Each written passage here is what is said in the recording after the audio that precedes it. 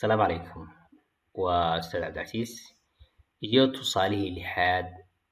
oo ah lixdii tusaale ee luqadda HTML-ka Boga Form 3-ga chapter-ka Web Design. Tusaalahan lixaad waxaynu ku baran doonaa waxa la yiraahdo formska ama HTML formska. Tusaalahan ciwaankiisu wuxuu noqon doonaa create a form. Creating a form, abuuritaanka formka using iyadoo la isticmaalayo HTML form tag. Tagiska loo yaqaano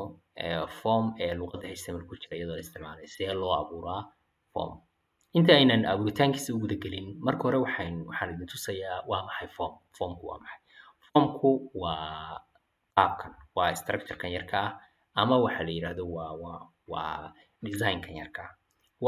Waxyaabo badan baa loo adeegsan karaa. Hadda kan oo kale waa form xog ururin loogu talagalay dadka website-ka soo booqanaya inaad xog ka ururisid. Wuxuu noqon karaa registration, wuxuu noqon karaa login form, wuxuu noqon karaa registration form. Waxyaabahaas oo dhan ku noqon karaa. Website kastaana 90% website-yada hadda website-yada dynamic ah way leeyihiin ama website-yada database-yada leh ee wax kaydiya way leeyihiin dhammaantood. Waayahay formkan oo kale ama meelahan xogta lagu xareeyo sidee loo abuuri karaa? Sidee loo abuuri karaa? Kaasaynu maanta insha Allahu tacaala samayn doonaa. Qaabkan aad u abuuri kartaa. Qoraalka ma soo qaadanin qoraalkii tusaalahan xoogaa yar oo qoraal buu lahaa oo lagu sharaxayo waxyaabaha la adeegsado input box-yada, check box-yada, radio buttons-ka iyo siyaabaha loo adeegsado. Marka waxaan kugula talinayaa inaad qoraalka marka hore soo akhrisatid inta aadan samaynin practice-ka intaadan samaynin. Markaynu tusaalaheenan ku samaynayno practical-ka marka koowaad waxaynu soo furanaynaa Sublime Text-geena. Sublime baynu leenahay. File-keena way save garaynaynaa markasta inta aynaan waxba ku qorin. File bay teganaa, save bay leenahay. Desktop-kan dhiganaa waxaynu ku qoranaa lesson 6. Lesson 6.html baan leenahay. Bacdi save bay leenahay. Marka koowaad waxaynu qoranaa asaasiyaadkii web page-ka. Waxaynu title-ka dhiganaa lesson 6. Title-ka waa la garanayaa waan maalin meesha ka soo baxayo. Title-ku waa xaggee meesha ka soo baxayo? Waa halkan. Title-ku markasta halkaas ka soo baxaya. Waa inta yar halkaas sare ku qoran ayaa waxaa la dhahaa title. Good. Markasta waxaan tegayaa body tag-gayga. Markastoo aan wax soo gelinayo xaggee baan ka soo gelinayaa? Body tag-gaan ka soo gelinayaa.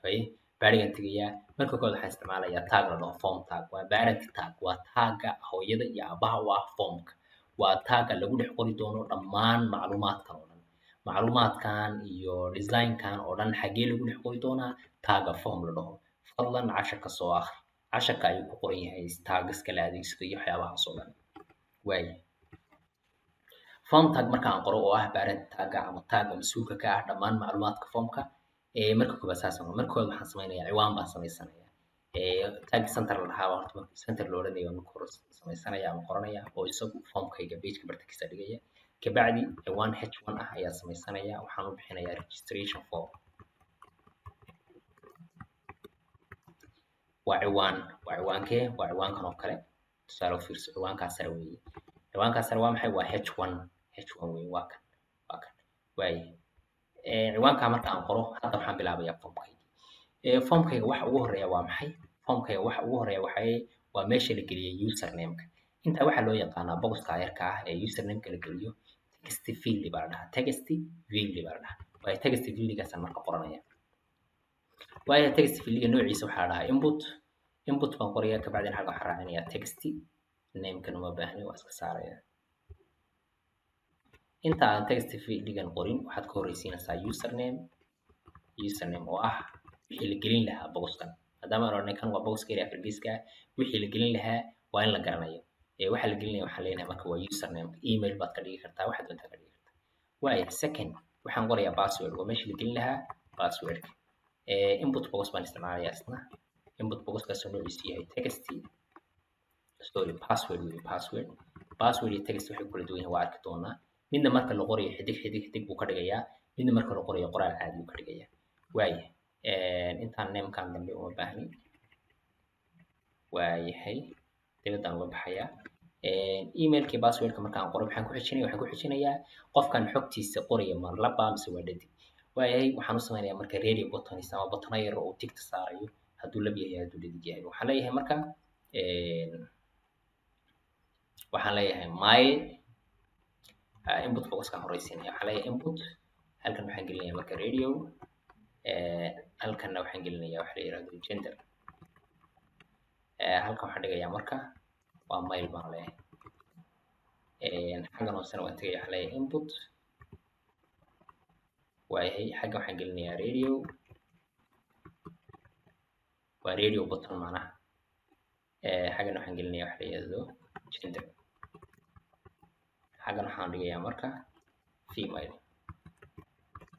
waa safe aan leeyahay intaa marka aan sameeyo waan tijaabinayaa test baan ku samaynayaa afartaa qodob bal inay samaysan yihiin waa kan afartii qodob way samaysan yihiin halkan waa meesha passwordka la gelin lahaa waxa la yiraahdo emailka tusaale waxaa leeyahay emailkayga waxaa la dhahaa qurac passwordkana waxaa la dhahaa saas kale okay passwordkayga waa qoraal xadiya laakiin why qoraalkayga waxaa lagu talagalay inuu xidig noqdo waa inaan soo eega wax khaldan كلمة password بس تخلط أقرب على الجواب password بس تخلط أقرب سمعت password سوي قريت password ثاني أقرب تبع خليه وهي سيف عليه ومقصون غنية refresh عليه مرك كان إنجليزي عنده عبدي وكله كان إنجليزي موصل سمعت إيش يريدنا ولا سمي أنت يا مسؤول كأه وحاكم مسؤول كأه input tape baan qoray input tapesku way fara badan yihiin input tape rabtaa baa la odhanaya waxaan leeyahay tapekiisu waxa waa password waa meesha loogu talagalay password la geliyo kan laakiin maxaan gelinay text marka wixii text haddii laga dhigo input tape kan haddii laga dhigo text qoraal caadi uu noqonaya inputna waxa weeye waa wax loo yaqaano waa toolska loo adeegsado in database xogta lagu gaarsiiyo marka waxaan oo dhan waxaa la isku dhahaa input waa la isku dhahaa laakiin maxay ku kala duwan yihiin tapeska ku kala duwan yihiin kan tapes waa text waa qoraal caadi ah kan tapeska password baa lagu talagalay kan tapekis waa radio waa maxay waa boxkan yarka ee circle-ka ayaa waxaa la dhahaa radio button labadooda lama ogola in tigta la wada saaro fiiri radio buttonka faa'iidooyinkiisa weeye ama sababaha loo isticmaalo lab iyo dhadig isku noqon karta midun baa noqonaysa marka mid markaa saartay tigta kale ayaa laga qaaday waay halka hadda hal cilad baa ku jirta cilada ku jirta waxa weeye in saddexdii afartii qodob ee aynu sameynay inay isku daba xiran yihiin waynu mid walba line cusub aynu ka dhiganaa marka waxaan sameynaynaa kanaynu teganaa halkan waxaan dhiganaa marka br ku dhiganaa br aynu dhiganaa copy baan odhanayaa kan br bay leenahay kan br bay leenahay br macnaheedu waa la garanayaa afriya waa save garanaya right click baan leeyahay open browse markasta save ogow waaye halkan marka waxaad gelinaysaa waxa loo yaqaano magacaaga ama username-kaaga halkana password-kaaga gelinaysaa labadii dhidika aad tahay waa tigta saarsa bes horay uga soco marka waaye maxaa inoogu xiga marka waxaa inoogu xiga in aynu samayno selection-kan ama selection option-kan in aynu magaalada aynu ku noolnahay aynu doorano qofku magaalada uu ku nool yahay inuu doorto waayahay waxaan isticmaali doonaa intaas waxaynu adeegsanay input tool baynu adeegsanay saddex input tool baynu adeegsanay mid text dhaho mid password dhaho iyo mid radio dhaho radioga laba jeer kusoo waaya halkan intagana waxaan leenahay select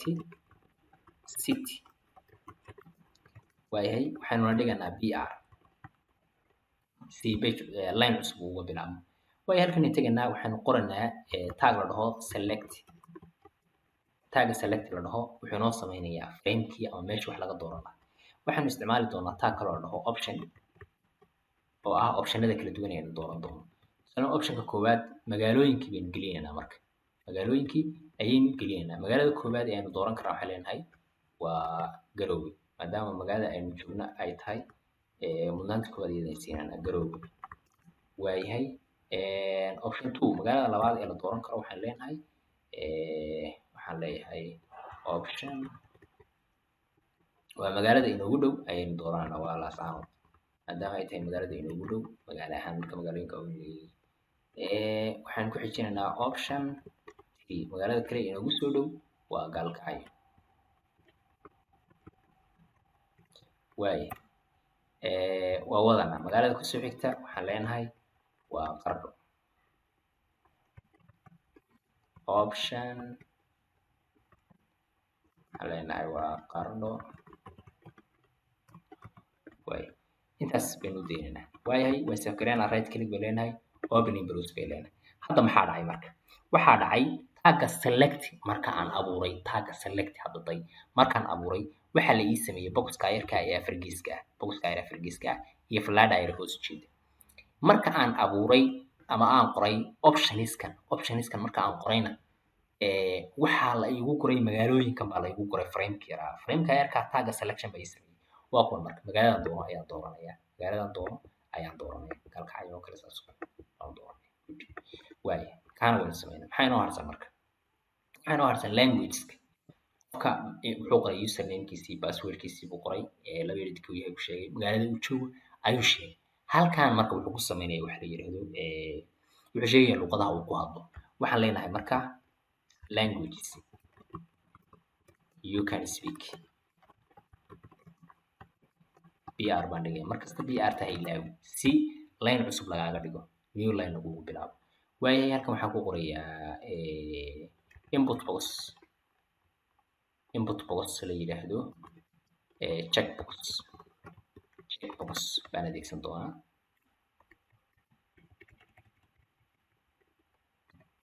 waaye checkboxkan waxaan leeyahay waa Soomaali baan ku hadlaa luqadda koowaad aan ku hadlo waa Soomaali BR baan dhigayaa halkan sorry BR baan dhigayaa haddana waxaan leeyahay input kale halkan waxaan leeyahay marka checkbox intaan waa iska saarayaa halkana waxaan dhigayaa BR haddana waxaan leeyahay input kale halkan waxaan leeyahay checkbox intana waa iska saarayaa halkan waxaan kasoo ilaaway maadadii halkan waxaan leeyahay luqadii waxaan leeyahay English xagana waxaan dhigayaa Arabic luqadda saddexaad aan ku hadlaa waa maxay waa Arabic baan leeyahay xagana waxaan dhigayaa BR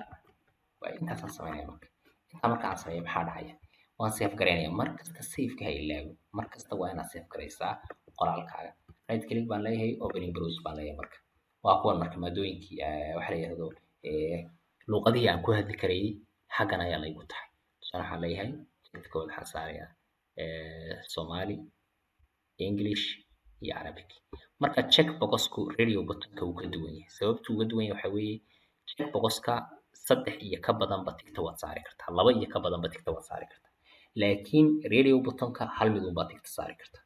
kala uu ka qaadmaya laakiin kuwan tigta badan marka midna waa checkbox midna waa maxay waa radio button laakiin maxay wadaagaan dhammaantood waxay wadaagaan input kan waa input laakiin taybkay ku kala duwan yihiin kan taybkiisu waa text kan waa password kan waa radio kana waa checkbox kana waa select baa la dhahaa select tool baa la dhahaa ama option tool hadda ciwaankan iyo waxa isku dhigay selection toolkaygan waana halka BR geliya waan ku noqonayaa koodkayga halkan aan marka BR gelinaya select and dabadiisa waxaan leeyahay BR markaan ku noqdo refresh dhaho waa kan ciwaankan gaar baa laga dhigay ciwaanada haddaad rabtid inay ciwaano madow ku noqdaan xaggana h1 ba ka mari kartaa xaggana h1 ba ka mari kartaa waayo intaa marka aan sameeyey maxaa ii harsan marka waxa ii harsan qaybta commentiga ii harsan haddaad ku noqotid slideskii waxaa ii harsan qaybta weyn ee commentiska bes ayaa ii harsan waayo halkan aan tegayaa waxaan leeyahay comments waa maxay waa meeshii qofka commentska ama faahfaahinta uu ku qoray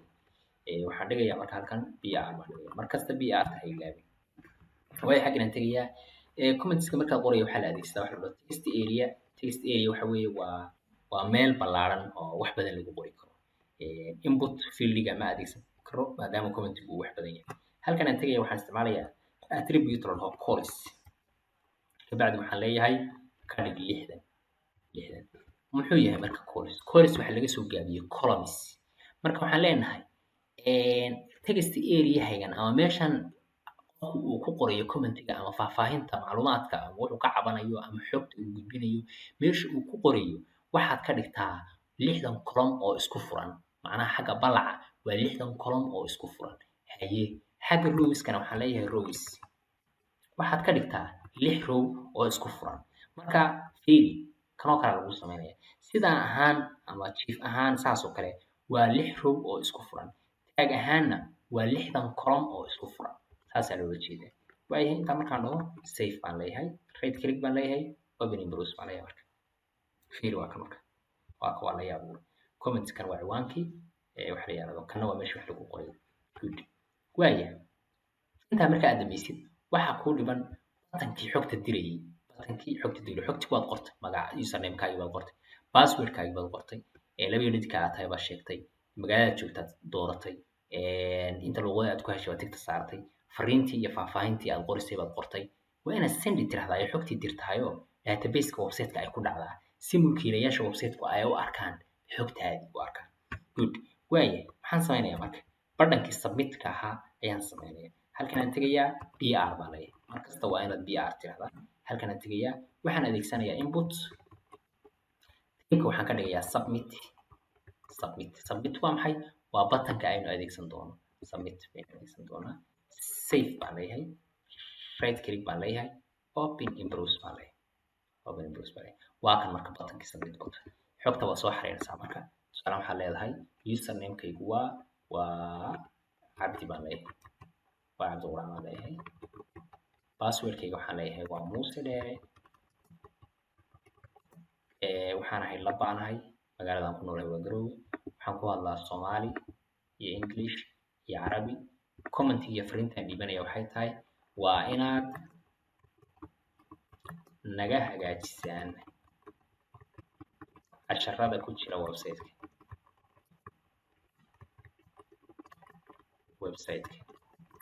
intaa markaan qoro waxaan leeyahay submit baan leeyahay submit markaan dhaho xogteedii waa la diray meeshiina waxaa laga dhigaa caddaan marka hadda database kuma xidhnaa website inooma samaysna database kuma xidhisanaa xogteedii meelna la geyn maayo laakiin hadhowto website-kaaga database baa ku xidhan oo backend buu leeyahay waxa la yiraahdo database ku dhacsa xogtaadii halkaas ayaa lagu arkaya haddii halkaan tusaalahaan oo kale waxaa ku qoran submit baa ku qoran haddaad doonaysid inaad magaca ka bedeshid oo tusaalahaan oo kale book oo kale waxaa ku qoran send data ku qoran haddaad rabtid inaad magaca ka bedeshid oo kale waxaad samayn kartaa inaad halkan tagtid kabacdina halkan aad raacisid attribute of value kabacdina aad halkan ku qortid send data intaan magaca dusha sare kasoo baxaya ayuu noqon doonaa right click baad leedahay kabacdi waxaad leedahay open in browse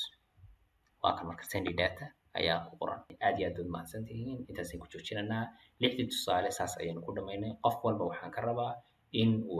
waxa la yiraahdo mas'uuliyadiisa saaro practice-ka sameeyo xitaa hadduusan heli karin computer waa inuu iska daawadaa oo wax badan baa uga baxaya ardayda badankoodu waa sameynay tusaalayaasha inta ugu badan oo laabkan ku sameynay laakiin waxa la yiraahdo ardayda aan xiisadaha laabka jarjari jirtay waa inay focuska si wacan u saaraan imtixaanka uu ku jiraa aad iyo aad u mahadsantihiin asalaamu calaykum